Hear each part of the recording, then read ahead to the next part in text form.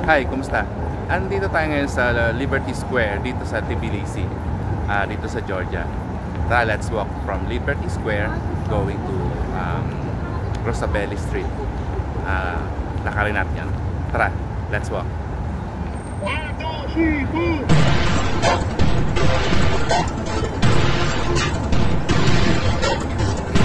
Tayo sa Liberty Square.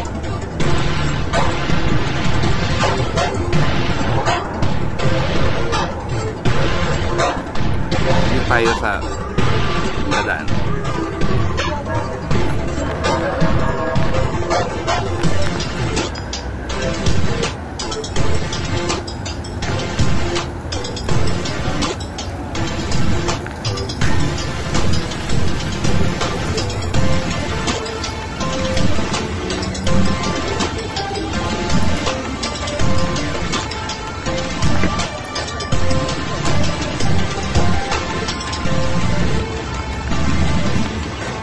Pwede tayo dumaan dyan sa underpass, pero dito tayo dadaan.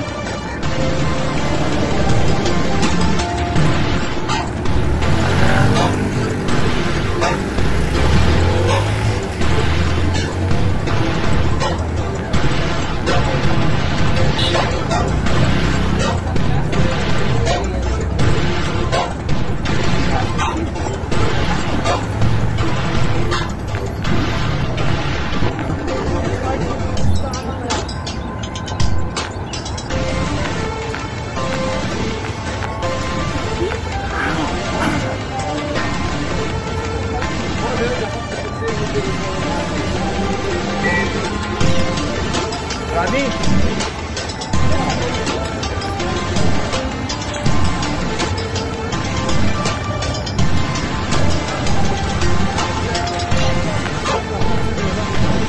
Ito yung sa mga gustong mag-city tour.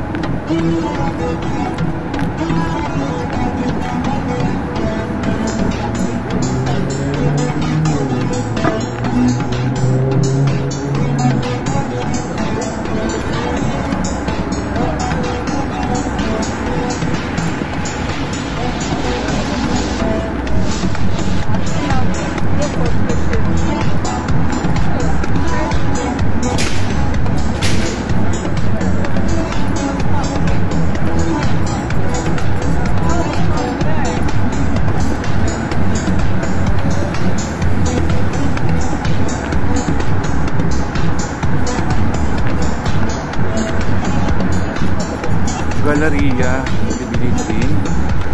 Nasa ilalim yan, metro station din.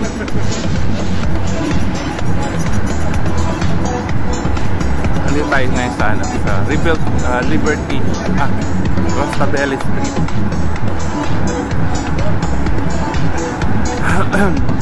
Kung manggagaling kayo ng Yerevan, sa bababa kayo ng pagbaba nyo from Yerevan, Tbilisi, pagbaba nyo ng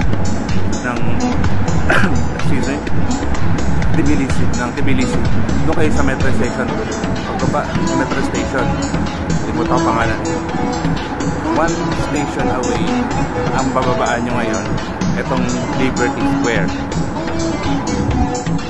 Liberty Square.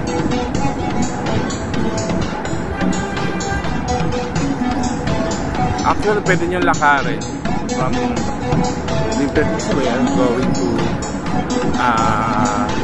bus station ng papuntang Yerevan. Pwede rin naman kayo mag-metro. Doon nga, dito kayo sakay sa ilalim.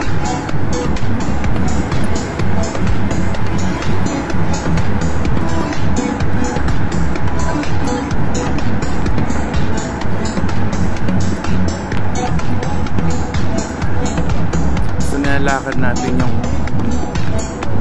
kahabaan ng Rostabelli Street. Ito ang Rostabelli Street. So mahaba to. Lalakarin ko, siguro mga 1 kilometro na lalakarin ko, tapos dito na. Masyado kasi mahaba eh. So itong Rostabelli Street, ang dulo nito, ang start nito doon sa Liberty Square. So yun ang Liberty Square. Yun ang Liberty Square. So magnilakad natin ito. Medyo mahaba ito eh. Lakarin ko na lang ang hanggang sa may McDonald's.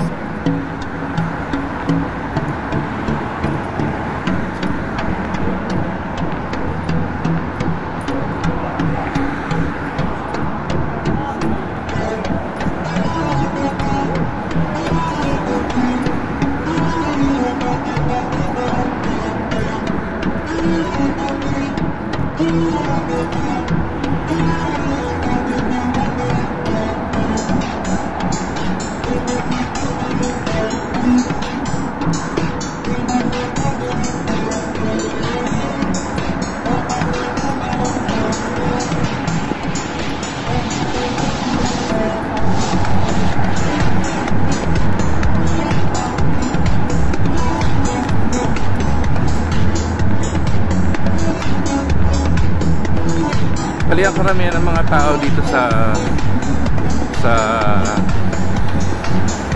Tbilisi, I'm not sure the whole Georgia, pero dito sa Tbilisi, karamihan dito mga marunong mag-English. So sa mga tourists, madali na secondary o first foreign language nilang English. Medyo hindi sila mahihirapan dito dahil marami ang marunong mag-English.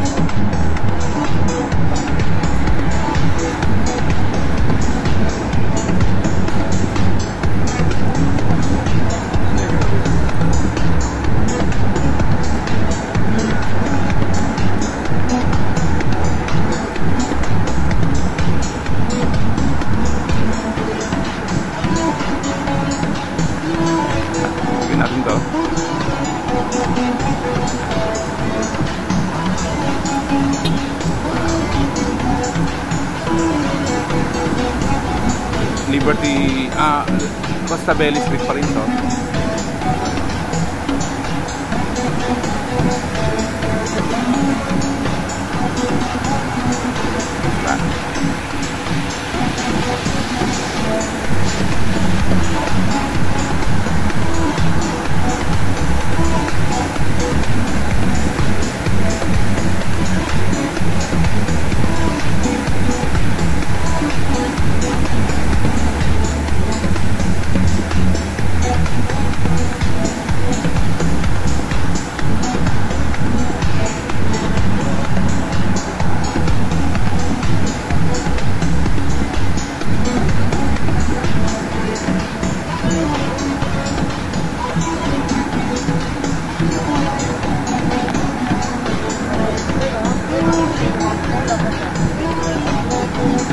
Actually, hindi ko alam kung anong building to eh.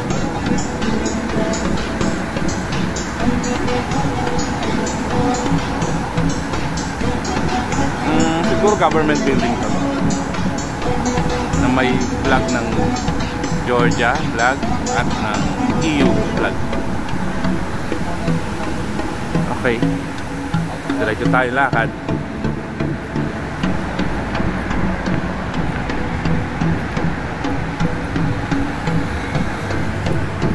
Medyo maunlad tong street na to.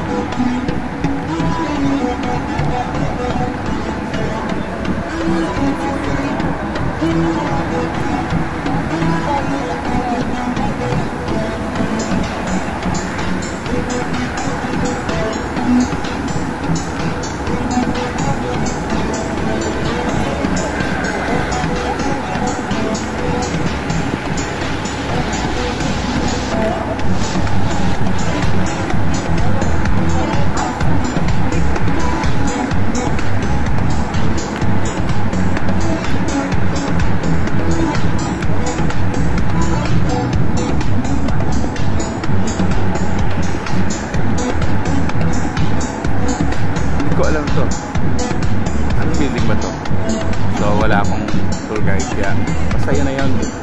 Sa nilalakad ko lang yung Rosabel Street.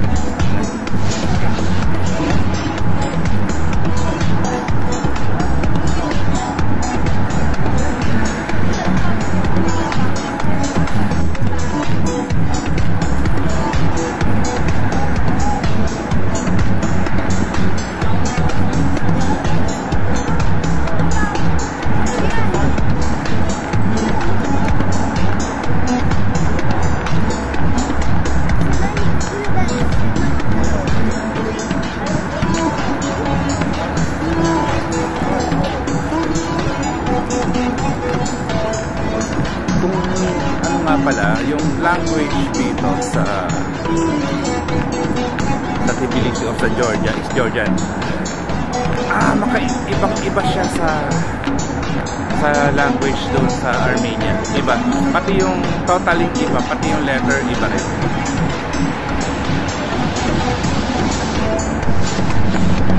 Pero hindi naman kayo mahihirapan kasi kung nagsasalita tayo ng English, madali lang. At second is Russian. Pero kahit na Russian, pwede rin naman. Yung mga youngster nga lang, hindi masyado na ang nagsasalita ng Russian. Yung mga bagong, siguro mga 25 below. Hindi na masyado. More on English sila.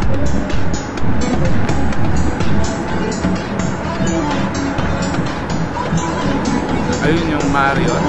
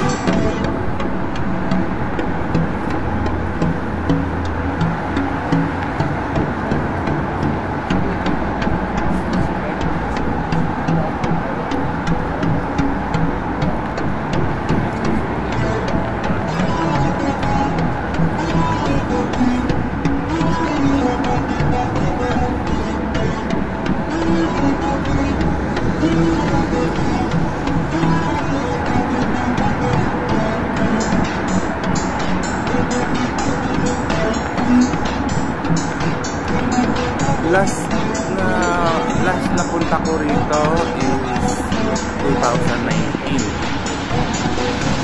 So wala akong parang malinis tong lugar na to, Rosabeli. Pero bakit parang dumumi na siya, marami ng vandalism. Parang dumumi na siya.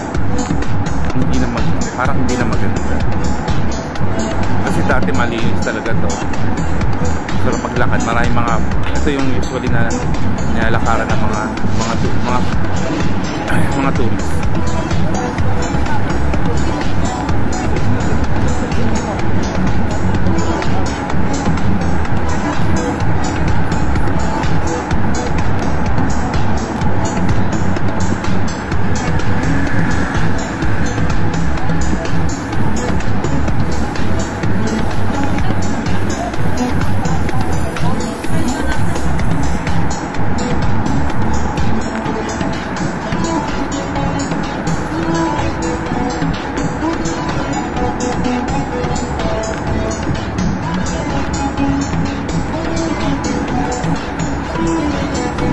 Dami ng mga vandalism sa mga wall.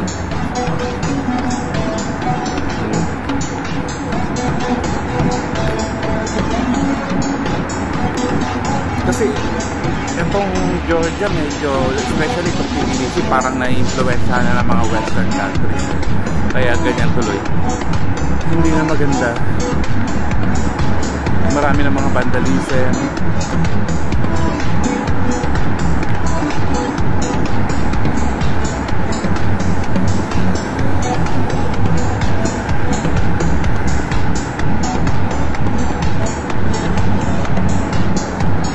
Tapos nung 2019, every time na pumunta ako dito sa area, sa hostel na area na din ako dito nag-check-in.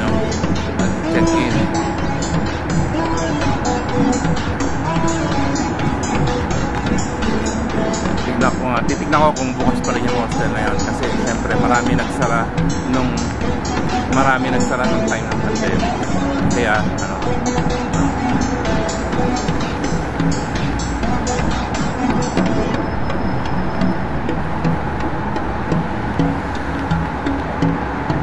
hindi ako makapag-live kasi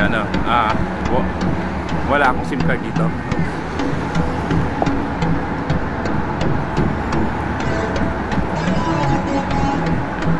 Hindi kaya akong SIM card. Ayan, yung bus stop.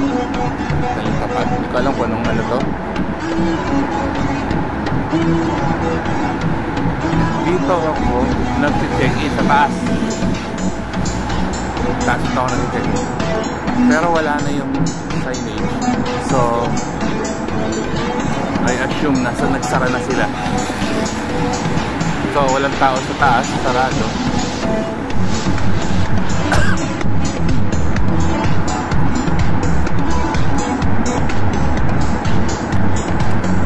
So ang daanan dito ng time na yon,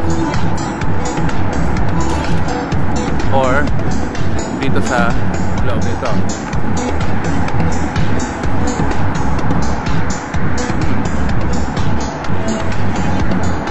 Palong yan.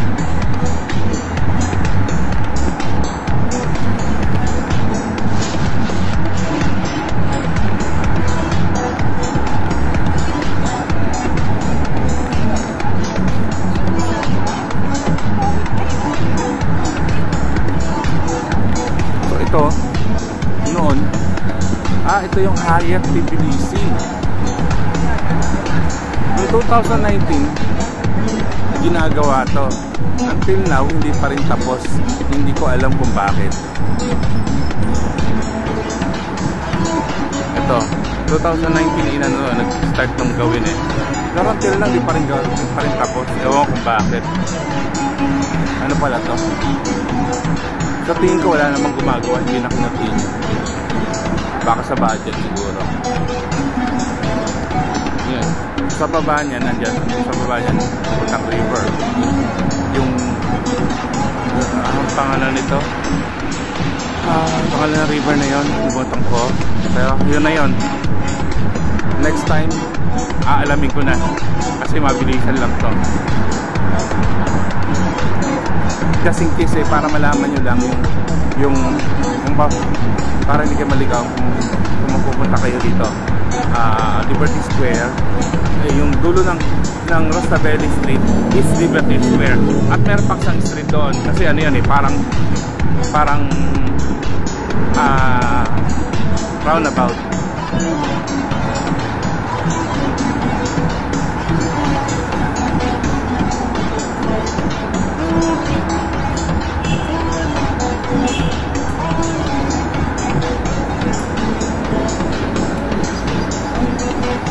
Ang maganda rito pag winter, hindi nag-snow dito. I'm not sure kasi twice lang naman. Sa best pa naman ako dito nakapunta ng winter time. Pero nung time na yon, January, so hindi winter, talagang kalamigan, pero hindi siya nag-snow. So yun ang kagandahan dito. Pero sa mga outside Tbilisi siguro nag-snow.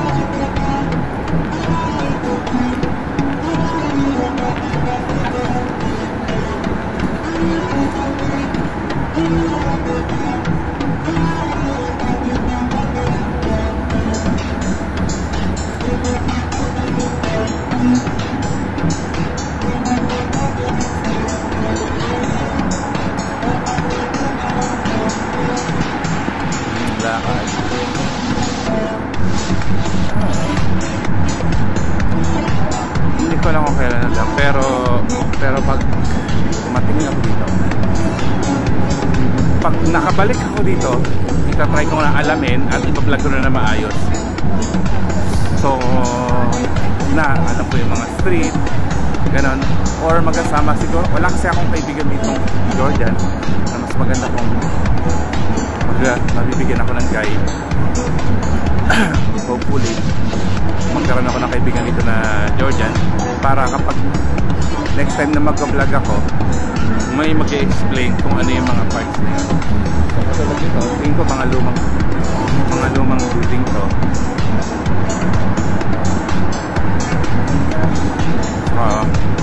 Eto na. Actually hindi naman itong dulo, pero hanggang dito na lang tayo siguro maglalakad. Masyado mahaba ito sa belly.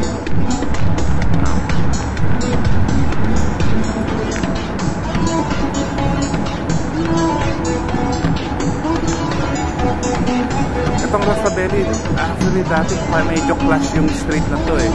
Medyo classy. Pero ngayon dapa ang dumi na. Daming mga banda sa mga dingding. Yeah. Tapos ito, so may store dyan. Ano yan? Supermarket dati yan. Ay, hindi na.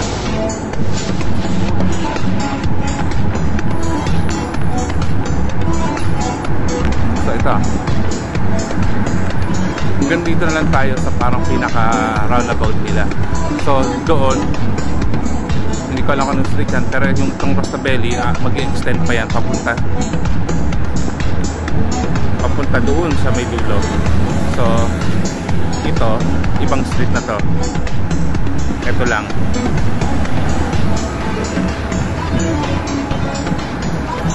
Tignan natin kung buhay pa yung McDonald's. Sa dulo nito mayroong McDonald's.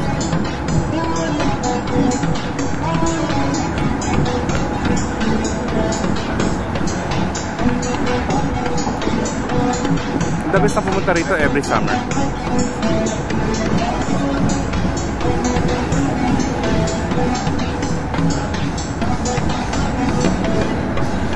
Winter maganda rin pumunta rin. Actually all season maganda pumunta eh, kasi pag winter hindi siya nag-snow eh, malamig siya pero hindi siya nag-snow, so hindi madulas, hindi rin naputik, kaya maganda rin siya. So doon sa dulo ngayon,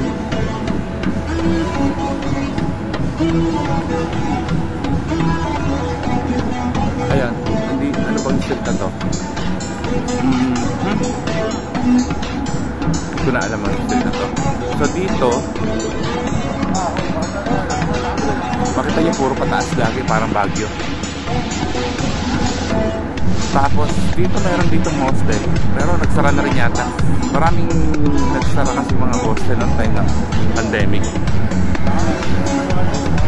Yan. So doon matao doon. So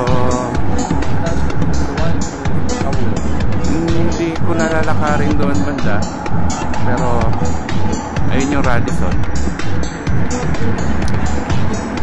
Yun yung Radisson. Pero yung